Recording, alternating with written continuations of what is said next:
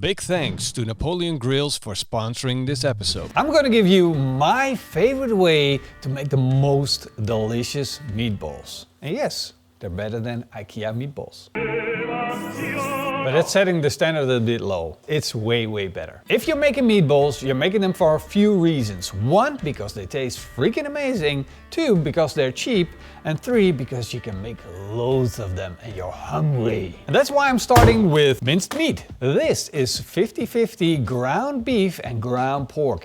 And when you're making meatballs, always use 50-50 minced meat, because it's going to give you the most pronounced flavor and it's going to make your meatballs nice and juicy. Now that we've got the meat sorted of the meatballs, which of course is the main thing, you're going to need to consider 2 more things. 1 is going to be the texture. How are we going to get that great mouthfeel? And the other one is going to be flavor. But we're going to focus on getting the meat into a bowl with great texture first. And that's why we gotta start with bread. Most of the times I just use breadcrumbs from a pack because it's easy. But if you want to make great meatballs, you gotta start from scratch. That's why I'm going to fire up my Napoleon Kettle Grill Pro first. I'm going to open it up, take out the beautiful cast iron grill grates, load it up with charcoal and fire it up.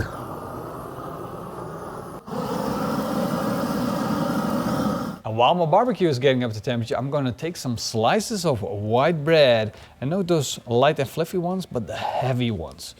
And I'm just going to tear that soft bread in the middle out. Remove the crust and tear the bread up into little pieces. Then chop fine 2 garlic cloves, press them a little bit so all of the flavor is released. Add them to the bread, chop fine some parsley, and then drizzle on some extra virgin olive oil. A little bit of salt, and then mix it up. Place it on a tray, set it in the barbecue, and let it roast at a temperature of 180 degrees Celsius until crisp. Once it's golden brown, I'm gonna stick it into my blender, blitz it up until I have beautiful, crispy, golden brown breadcrumbs. And these are really the secret to making delicious meatballs. You can't buy this in a store, you gotta make this yourself. Time to add a couple of fresh laid eggs. And these are the ingredients that is going to take care of the texture of the meatball. It's going to make it nice and sticky, hold together real strong, and it's going to make it juicy and tasty. Now we gotta add more flavor to it to make it taste even better. The first thing that I'm gonna add is some fresh chopped chives, straight from the garden. And to finish it off, I'm going to add 2 tablespoons of my favorite barbecue rub, the PitmasterX classic barbecue rub. And that's going to make these meatballs freaking delicious. And of course, you know where to find that recipe. Time to mix it all up and turn it into a dough. The dough is ready, and this is the consistency that you're looking for. This is important, so pay attention. This is what the egg does together with the breadcrumbs. It makes a texture that is just really soothing and connecting the meat and all of the ingredients together, turning it into perfection on the consistency part of your meatball. And now we get to the more difficult part, because this is where conscience comes into play. The question is, how big are your bowls? That's right, it's a really important question, because this meatball is like a golf ball size, but my mind is telling me that I'm hungry. I want a little bit bigger meatball, a little bit juicier than this meatball. But don't do it. Stick to the golf ball size meatballs. They are going to be perfect, juicy on the inside, crispy on the outside, and you're going to have that barbecue flavor that's going to be really intense, and it's going to be perfectly blended with your meatball. Start rolling up the meatballs, put them on a parchment paper until all of your minced meat dough is gone. And the last step of making delicious meatballs, of course, is the device that you're going to be cooking on. Now, of course, I could be making these in a pan or in an oven, but I'm gonna make these on my barbecue, because you and me, we both know that's going to make for the most delicious meatballs ever. So I'm gonna put these on my grill grate, but I'm not gonna stop there. We're gonna make these bowls even more exciting. We're gonna put a small oven tray over direct heat, in which I'm gonna put some honey, a teaspoon of chili flakes, and 6 garlic cloves. I'm going to let the honey come up to temperature while the meatballs are roasting at a temperature of 180 degrees Celsius. In the meantime, our honey caramelized, turning into a nice dark color, which means the honey got more intense flavor. And at the same time, we added these garlics. They released their flavor, so now that honey is garlic infused honey. Just think about that. Garlic infused honey, get the garlic out, remove it. We got no further use for it. All of that flavor is in the honey. I'm gonna leave the chili flakes in the honey and I'm gonna add a cup of ketchup to it.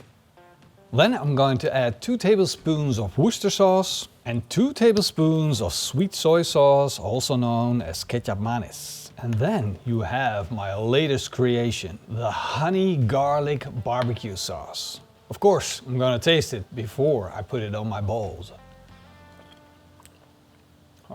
Who doesn't love garlic? But with meatballs, with the sweetness of the sauce and the garlic infused into it, we just created magic. One of the most important parts about cooking meatballs on a grill is to make sure you rotate them regularly so they will keep their round shape.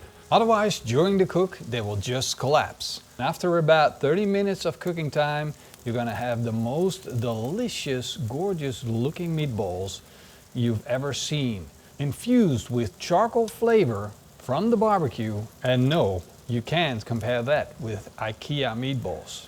Now this is optional, but I'm going to put my meatballs in a bowl and I'm going to pour the honey garlic barbecue sauce on top of the balls. Scoop them around a little bit and that way they will get a delicious thick coat on them, making them nice and sticky and extremely tasty. We both know that that wasn't optional.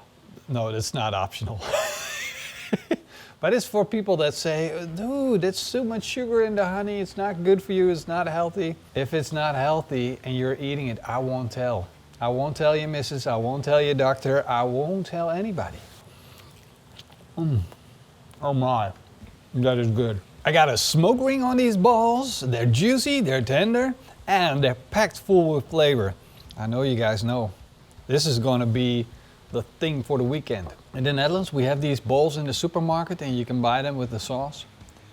These are, well, the idea is like that, but the idea is just a start. This is way better. If there would be Michelin stars for meatballs, this one would be it. You know what the recipe is. Do your thing. See you guys next time.